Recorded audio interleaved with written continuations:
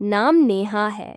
उम्र 29 की हो गई, पर लोग कहते हैं कि अभी भी 24 से 25 लगती हूँ। काले घने बाल, कमर तक, आंखें बड़ी बड़ी, हंठ गुलाबी से, और फिगर, अरे छोड़ो, खुद ही समझ जाओ। जब मैं वाइट कोट पहनकर क्लिनिक में घुसती हूँ तो मरीजों की आंखें मेरे चेहरे से नीचे खिसक जाती हैं। मैं डॉक्टर हूँ।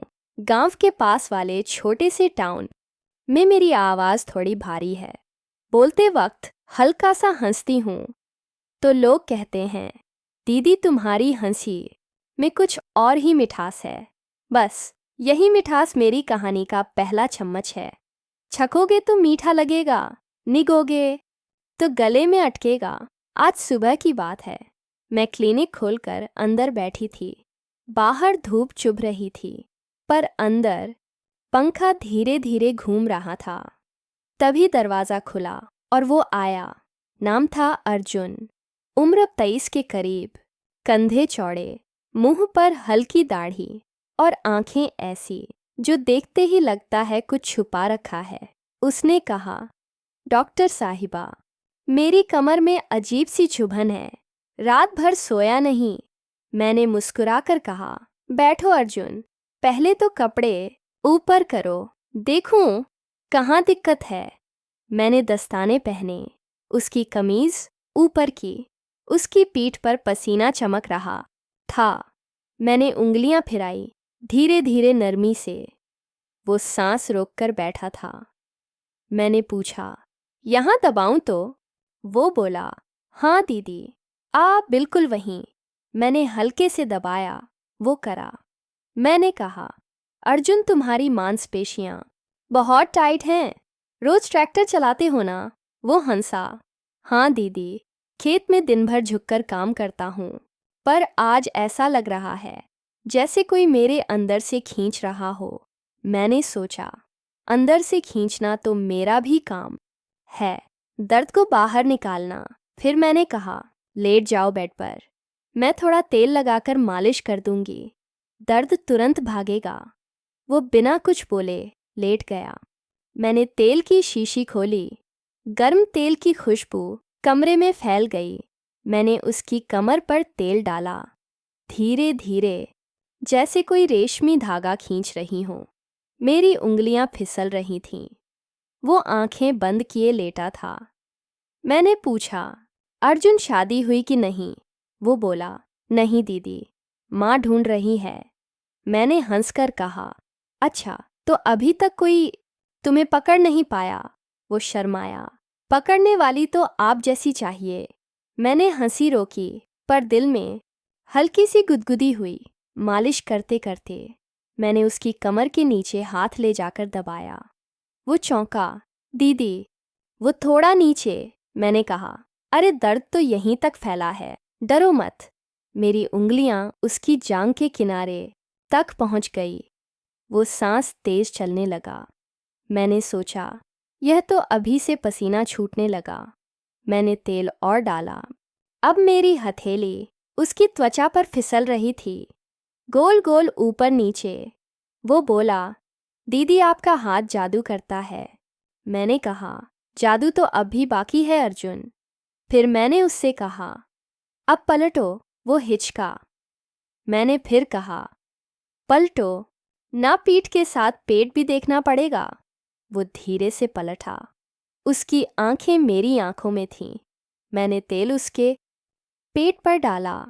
मेरी उंगलियां नाभि के चारों तरफ घूमने लगीं। वो बोला, दीदी, यह तो बहुत गुदगुदा रहा है। मैंने हंसकर कहा, गुदगुदी नहीं, दर्द को भगाना है। मेरे हाथ नीचे सरक रहे थे, बिल्कुल किनारे पर। वो सांस रोककर देख रहा था। मैंने कहा, अर्जुन तुम्हारी नसें बहुत उलझी हुई हैं, इन्हें सुलझाना पड़ेगा। वो बोला, सुलझाओ दीदी, पूरा सुलझा दो। अब कमरे में सिर्फ पंखे की आवाज़ और हमारी सांसें थीं। मैंने उसकी पैंट की बेल्ट पर उंगली रखी, बस छुआ। वो चौंका। मैंने कहा, अरे बेल्ट ढीली करो, नाड़ा दब रहा होगा। वो खुद ही ढीला करने लगा। मैंने तेल और डाला। मेरी उंगलियां अब उसकी जांघों के अंदरूनी हिस्से पर थी। वो कराह रहा था धीरे धीरे।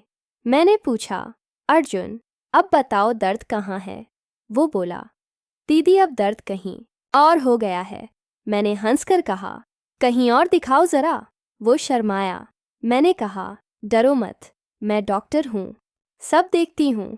उसने धीरे से अपनी पट थोड़ा नीचे किया। मैंने देखा उसके अंडरवियर पर तेल का धब्बा। मैंने हंसकर कहा, अरे तेल यहाँ तक पहुँच गया। वो बोला, दीदी आपका हाथ। मैंने कहा, हाथ तो अभी रुका नहीं है। मैंने उंगलियां फिराई, बिल्कुल किनारे पर अंदर नहीं गई। वो सांस तेज चलाने लगा।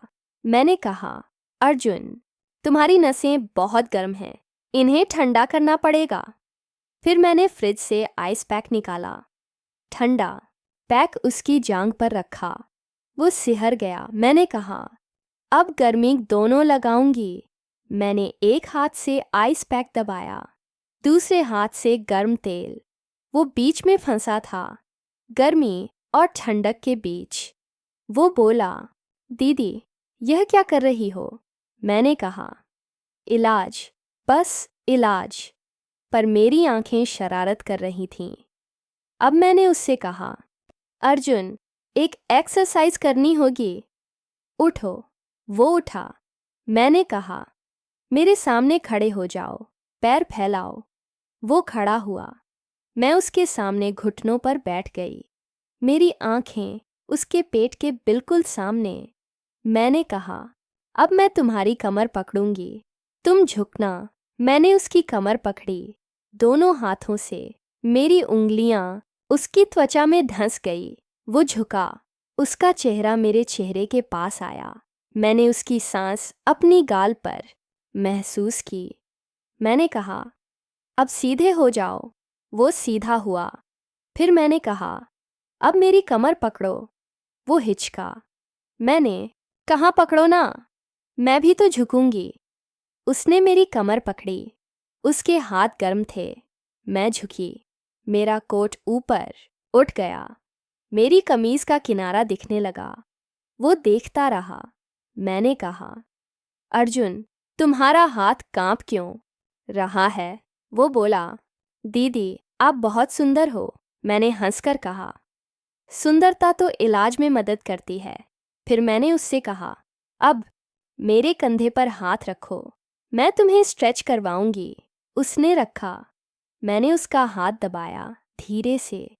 वो मेरे कंधे से नीचे सरकने लगा। मैंने कहा, रुको, यहीं रुकना है। पर उसका हाथ रुका नहीं। मैंने चौंक कर देखा। वो शर्मा गया। मैंने कहा, अर्जुन गलत जगह दबा दी। वो बोला, सॉरी दीदी।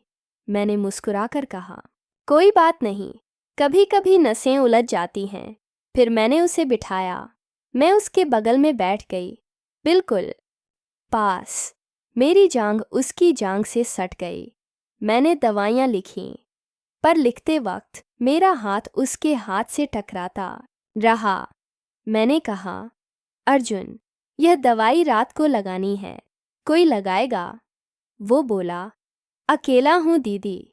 मैंने कहा, तो मैं कल घर आ जाऊंगी, खुद लगा दूंगी। वो खुश हो गया। मैंने कहा, पर एक शर्त है, मम्मी को बोल देना कि डॉक्टर आ रही है, वरना गांव वाले क्या कहेंगे। वो हमसा कह दूंगा। टाइम को मैं उसके घर गई।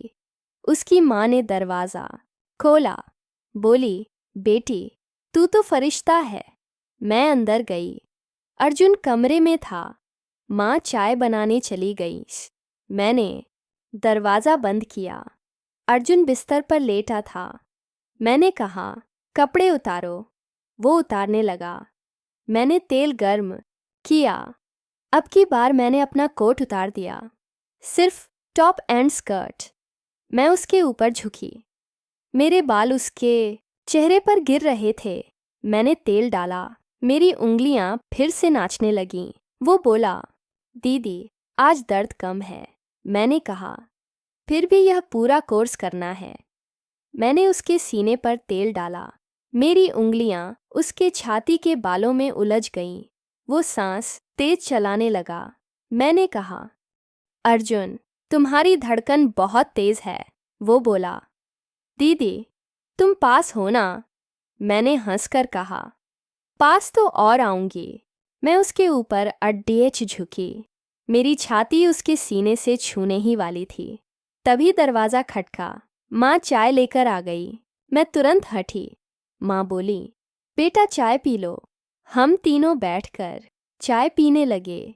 माँ ने पूछा, नेहा बेटी, तू शादी क्यों नहीं करती? मैंने कहा, माँ जी, यह सही लड़का नहीं मिला। अर्जुन चुपके से मुस्कुराया। रात को मैं घर लौटी। सोते वक्त सोचा, यह अर्जुन कुछ अलग है।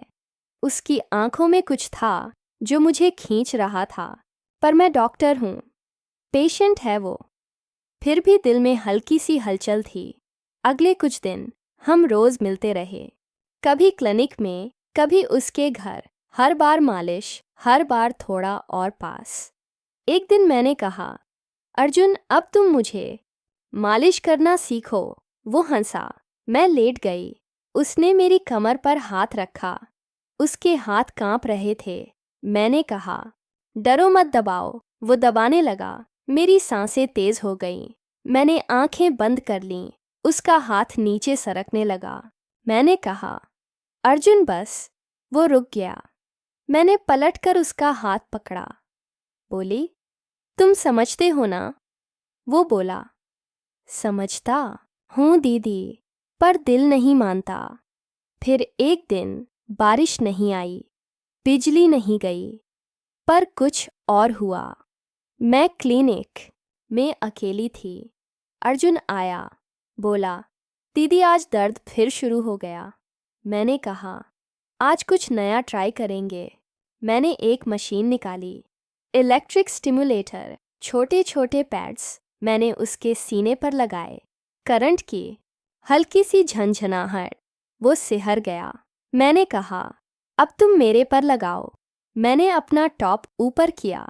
उसने पैड्स मेरी कमर पर लगाए। मैंने मशीन ऑन की। हल्का सा झटका। मैं चीखी, आ अर्जुन! वो डर गया। मैं हंस पड़ी, मजाक कर रही हूँ, अच्छा लग रहा है।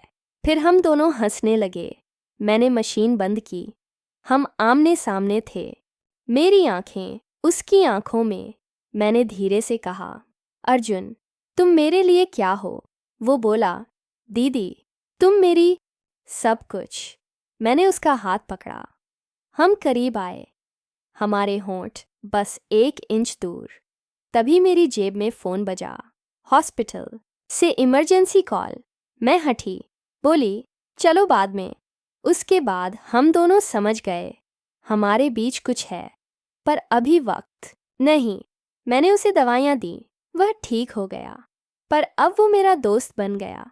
कभी कभी आता, चाय पीता, बातें करता। गांव वालों को लगता डॉक्टर साहिबा का खास मरीज है।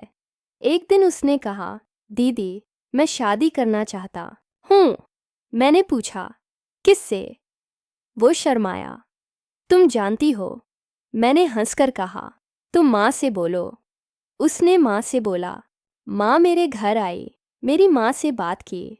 फिर सगाई हुई, शादी की तारीख पक्की हुई। शादी वाले दिन मैं दुल्हन बनी। वो दूल्हा मंडप में जब मैं उसके पास बैठी, उसने कान में कहा, दीदी, आज दर्द बिल्कुल नहीं है। मैंने हंसकर कहा, अब तो जिंदगी भर मालिश करूंगी। सब भूल जाओ, शादी, फेरे, जोड़ा, हंसी, सब डस्टबिन। अब सिर्फ 30 सेकंड का ट्विस्ट, तुम्हारी सांस रोक लो। मंडप मैंने अर्जुन के कान में फुसफुसाया, आज दर्द नहीं है ना। वो मुस्कुराया। फिर उसने मेरे कान में कहा, दीदी, दर्द तो तुम हो। मैं हंस पड़ी। तभी उसने मेरे हाथ में कुछ ठूंसा, एक पेन ड्राइव। बोला, घर जाकर देखना। शादी खत्म। रात, हनीमून सूट। मैंने लैपटॉप खोला, पेन ड्राइव अंदर, एक folder, Neha real MP34 play किया। स्क्रीन पर मैं ही पर 6 महीने पहले की क्लिनिक के बेसमेंट में, मेज पर लेटी, मुंह पर मास्क और सामने खड़ा अर्जुन पर अर्जुन नहीं, उसके हाथ में सिरिंज। वीडियो में आवाज़ आई, मेरी ही। ऑन परेशन शुरू। Subject Neha Sharma. Procedure memory transfer. Donor Arjun. Receiver clone body. उद्देश्य नेहा को मारकर उसकी जगह लेना। मैं चीखी क्योंकि वीडियो में मैं पुरानी नेहा मर गई और नई नेहा। मैं उठी। अर्जुन की आंखें मेरी आंखों में। वीडियो खत्म। आखिरी लाइन, अब तुम नेहा हो, मैं अर्जुन हूँ, पर असली अर्जुन तुम्हारे अंदर है। हर रात जब तुम सोती हो वह जगता है और कहता है, दीदी अब मेरी बारी। मैंने अपना पेट छुआ, अंदर कुछ हिला। मिरर में देखा, मेरी आंखें अर्जुन की। दरवाज़ा खुला, अर्जुन अंदर आया, बोला, सो गई थी दीदी। मैंने मुस्कुराकर कहा, नहीं, अब जाग गई। और मैंने उसका गला दबाया, कहते हुए, अब तू सो जा, हमेशा के लिए। लाइट बंद। अब बताओ कौन नेहा थी, कौन अर्जुन और कौन जीता। मैं हंस रही हूँ क्योंकि अब मैं दोनों हूँ और तुम